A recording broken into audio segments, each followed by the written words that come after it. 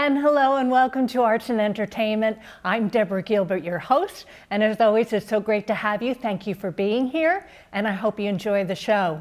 Well, we're going to highlight the Hartford stage today, and I have the pleasure of having Zoe Gollop-Sass, the Associate Artistic Director, as my guest today. And Zoe, thanks so much for being here. It's a pleasure to have you. Thanks for having me on. Really thrilled to be here. What I like to do at the beginning of the program is introduce the guest to the viewer. So why don't you take us back into your background? Tell us about yourself. So I grew up doing Shakespeare and thought that I was going to be an English professor, and then discovered a theater department at my undergrad at Brandeis and just fell in love with getting to work with so many different kinds of people that had expertise in lighting design, people that had expertise in costume construction, and then getting to build a relationship with an audience. And I've freelanced, I've worked on staff at different companies of different sizes, and have always come back to the love and excitement of having incredible actors and an incredible story come together and meet an audience. I've been on staff at Hartford Stage since 2020 and have really enjoyed getting to know this audience, getting to make plays for this audience, and really excited and looking forward to starting 2026 with getting this play and this group of actors and characters into a room with this audience. Did you know growing up that you were going to be in theater? I didn't. My parents are academics, and my mom was an English professor, and I always thought that I'd want to end up there, but but somehow ended up in theater. Theater was always a part of what I was up to, but it became pretty clear around college that theater was where I wanted to land. Hartford Stage, you know, there are people that are probably saying, I've heard of it, I haven't heard of it, I know where it is, I don't know where it is. Tell us about Hartford Stage. So Hartford Stage is in downtown Hartford, and we're a regional theater, which means that we make plays in Hartford for our state, for our community. And so we are a 485 seat theater. We're a thrust theater, which means that there's audience on 3/4 of the sides of the stage, which is really exciting because the audience is in on the action and they're right there up close with the audience, with the actors. And every seat is a different experience, just in the way that if you're in a room where something is happening and everyone has a different vantage point, and yet you're all experiencing the story together. We produce 6 plays a year. We do 5 in a subscription series, and then A Christmas Carol, which is our annual production. And we're always trying to provide a variety of experiences, a variety of perspectives. We have a fantastic staff of resident artists and artisans who build the sets, create the costumes, engineer props, and we have guest artists that come in to perform in the plays and to design the plays, direct as well. So it's really exciting to be able to have this home base of a theater here in Connecticut. There's where plays are being made for you and by you, in folks that live in Connecticut. And yeah, we do a range of work. So we've got The Cottage coming up, which is a comedy. We also have Death of a Salesman, the great classic drama this season. Native Gardens, another fantastic comedy. And then we're closing out the season with a production of Sweeney Todd, which is a co-production with TheaterWorks, another theater in downtown Hartford that'll be at Hartford Stage. So we like to bring people on a roller coaster ride every season of different plays. How did you find Hartford Stage? I mean, as far as I'm concerned, it's very famous. How did you come across it? So I initially, out of college, had applied for an apprenticeship at Hartford Stage and unfortunately did not make the cut. But I'm very grateful to have found my way back to Hartford Stage in my postgraduate years. I had always heard about Hartford Stage growing up in Massachusetts, and the great care for new plays and developing new work and contemporary voices, as well as an attention and investment in classic works and making them fresh for contemporary audiences. And so coming to Hartford Stage now, I had worked with our artistic director, Amelia Ben-Susan, for a number of years in Boston and throughout Massachusetts. And I was very lucky that a position was opening up, and was able to join the team here and jump on board. One of the things that was very exciting when I received the press release was that you are directing The Cottage. Tell us about that. So The Cottage is a play written by Sandy Rustin, who is an actor and a playwright, who had performed in a Noel Coward play, Hay Fever, and loved being in this genre of play, these farces, comedies of manners, and she challenged herself to write a play in this style that puts women at the center and makes the women more complicated, and in turn, it makes the men's stories more complicated. So the play is set in 1923 in the English countryside at this remote cottage, and we come upon a couple that is having an affair, and we quickly find out that the woman has sent a telegram to the man's wife saying that, that they are having an affair, they're in love, and they're going to live the rest of their lives, and sorry. And more telegrams it comes out that she sent more telegrams. There are arrivals at the cottage that really twist the story into a plane where you never expected. And it really gets to the heart of, what do we want out of our relationships? How do we change? How do the people that we love change? Is true love possible? And how does love serve us? And how does it distract us from sometimes becoming who we are and who we're meant to be? So it's a lot of them. Oh, your title is Associate Artistic Director. What does that mean? So that means that I produce our season, which is essentially like creative project management. And so I'm working with guest artists as well as folks on staff to help shepherd the productions forward and help them meet our audience in our space. I'm also working with our artistic director on season planning, community engagement program. So it's a little bit of just, the through line essentially is connecting the plays on stage with the people in the audience and the people in our community. How did directing come out of that? I mean, we're hearing right now your responsibilities with your title. How did you become a director? So I started as a director and then learned about producing. And I had always self-produced my work before, and so I didn't even know that's what I was doing. It was just directing and then getting the play up and inviting people in. And so I learned more about producing from working on staffs at different theaters and have really come to enjoy the balance of how do we practically make a play happen, and then how do we get the work in the room done with the actors to get the play up and make it to happen.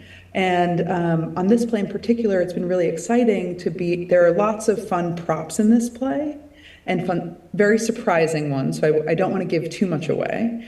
But because I am working on staff at the theater and I get to have these conversations with our props department, brilliant props department, we've been able to come up with really exciting surprises on stage together because of our knowledge of each other, of the theater, of the space. And so directing and producing often does go hand in hand. And with producing, you also get to support other directors on their work and learn from them and how they think about things. And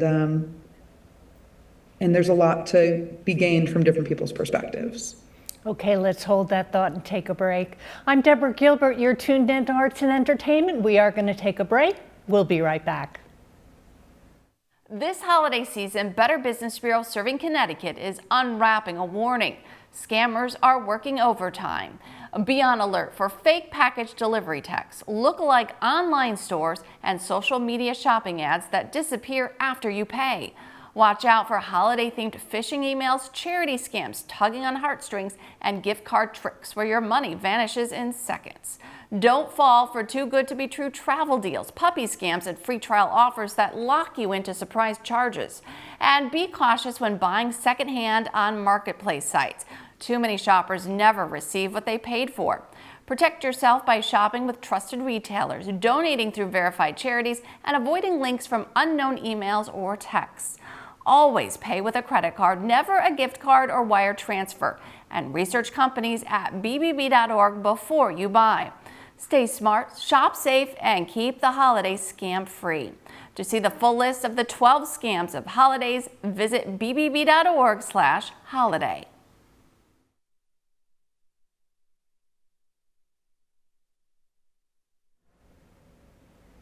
And welcome back to Arts and Entertainment. I'm Deborah Gilbert, your host, and as always, it's so great to have you. Thank you for being here, and I always hope that you're enjoying the show. My conversation continues on with Zoe, and we're talking about Hartford Stage. And Zoe, what I don't want to forget is fellow artists that are watching us, performers, etc., prop people that may like to work at Hartford Stage. hartfordstage.org. What will the viewer find when they visit the website? So on the website, you'll immediately see listings for the plays, but you can also find about Work With Us, Work With Us tab where jobs are listed. We also hold seasonal auditions, so there's a place where you can sign up for audition notices. And so our website is the best place to find us, and you can always email us to find out, to send us information about plays you might be working on. But all of the information is on our website. The season, I always ask the people that come from theater and with your title, how do you decide what plays you're going to perform? That's a great question. And I'll say it's different every time where the plays come from and how the season comes together. Right now, we're in the midst of trying to figure out the 26-27 season. And so it's a lot of reading and conversations and thinking about what our audience has been excited about, what they might want, and what we might be able to find that they might not know that they want yet, but will be excited to see and to experience together. We're always thinking about balancing our season with contemporary work and classic work, works of different genre, thinking of a season like an amusement park in a way, and having all these different rides for people to go on. But plays can come from agents, from community members, from playwrights, from actors saying, hey, what plays do you want to do? What's a role that you'd love to do? And also from seeing plays and getting to just taste all these different great works and try to come up with what is the best, most exciting, varied offering for our community. And as we were building this season, one of our prerogatives for ourselves was finding opportunities for our audience to come together and to laugh, for our audience to come together and to experience the highest highs and some of our lowest lows. We're going to go from a farce of the cottage to the truly catharsis-inducing death of a salesman. And so thinking about variety and experience, and also what do people need now, and what might get them into a room with strangers to experience a story together. For the playwright that is listening to us now, do you take in new works? We do. We also have on our web page information for submissions. And so we've got all the info laid out there and email addresses. So we have the website and kind of all of our updated policies there. For your title, there are probably people that are listening saying, oh my goodness, I'd love to do what she's doing.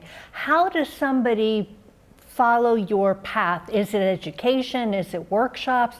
Is it just interning? What would you suggest?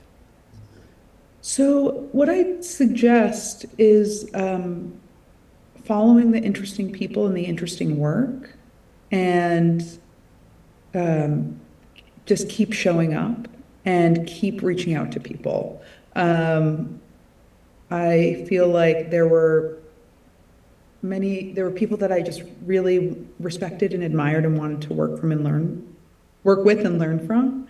And it's important to build authentic relationships and to do work that interests you and excites you, and to find people whose work interests you and excites you just as much, that you want to support and put up.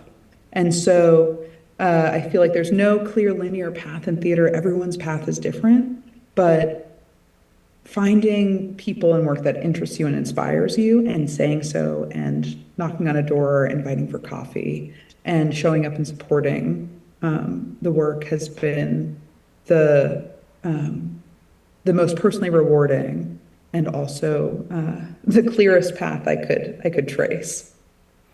Hartford Stage, what makes it so special? Why would somebody want to come to a play there? So Hartford Stage this is a very hard question. I don't know where to begin. I feel very lucky to be working at this theater. We have a legacy of over 60 years of making plays in downtown Hartford.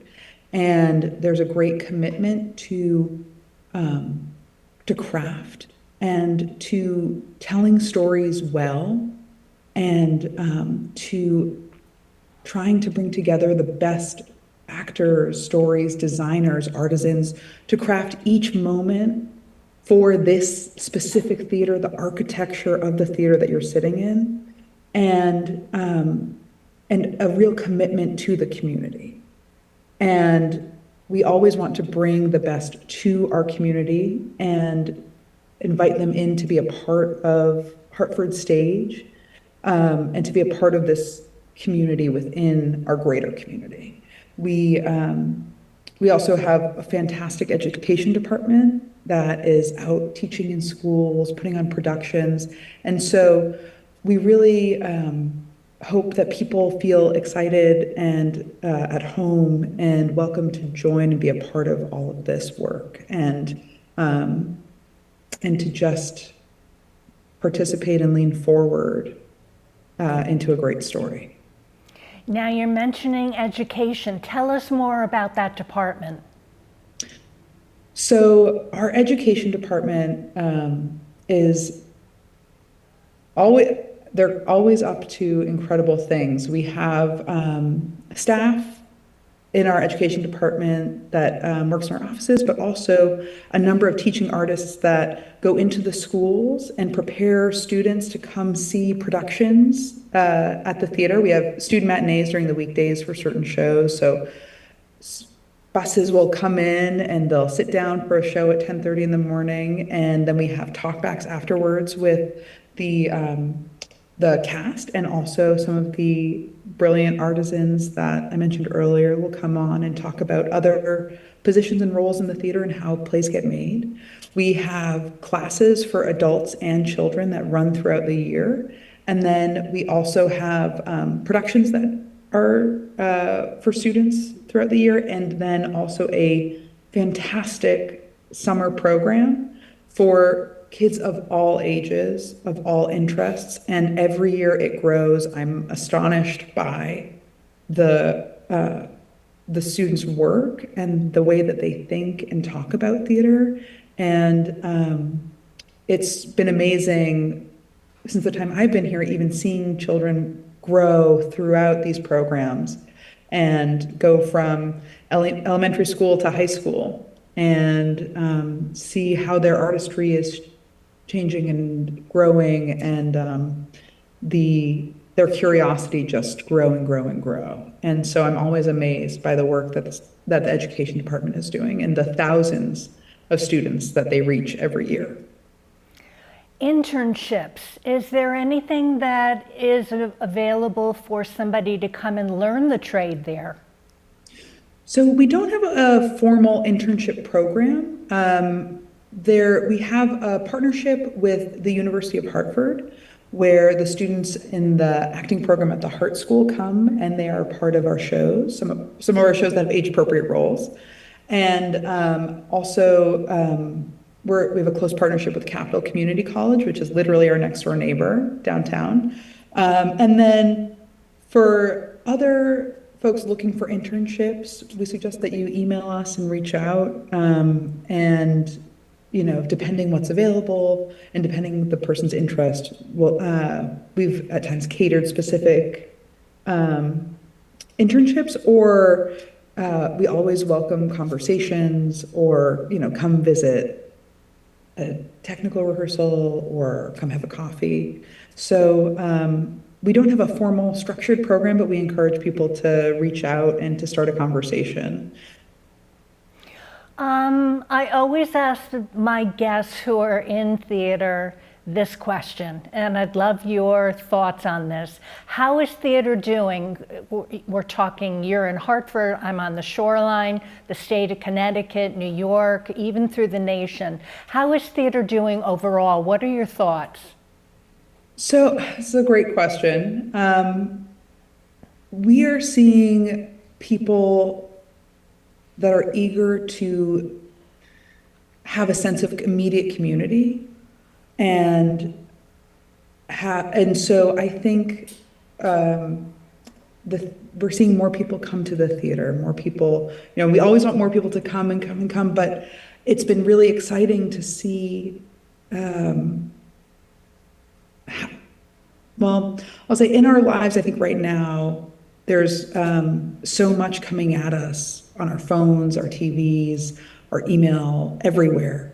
And when you go to the theater, you can have this really focused, present experience with the story on stage, but also with all of the other people in the audience. And you really feel like you're a part of something. And you're a part of a community, you're a part of this group of people who are imagining the story together. And so it's, we're all coming back from the pandemic and, figuring out what it is to make theater in this new world.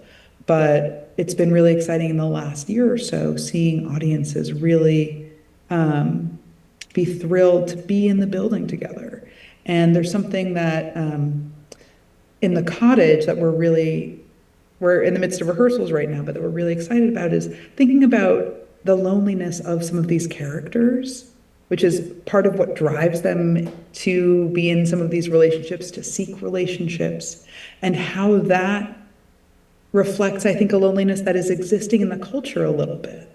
And so the play runs at this question, but makes us laugh and release and feel connected with each other. So it may or may not resolve for the folks in the play, the characters, but hopefully the story itself and the journey of that story, the ups, the downs, the hijinks, and the laughs will help audience members feel more present and to feel more connected to the people they came to the theater with and the people in the audience and their greater community. Okay, we are starting to run out of time. When is the cottage being performed there? So the cottage runs from January 16th to February 8th. So we'll be the first show up in the new year. Okay, well, we wish you amazing success. I'm so excited for you. It sounds wonderful. Thank you for having me on, and I hope to see you at the theater. Yes, thank you so much for being here. We appreciate it. Thanks, bye. I'm Deborah Gilbert. You've been tuned into Arts and Entertainment. In case you need to reach me, I'm at artsandentertainment@mail.com. Well, I hope you have a super day today. Thank you so much for being here. I hope you've enjoyed the show. I'll see you next time.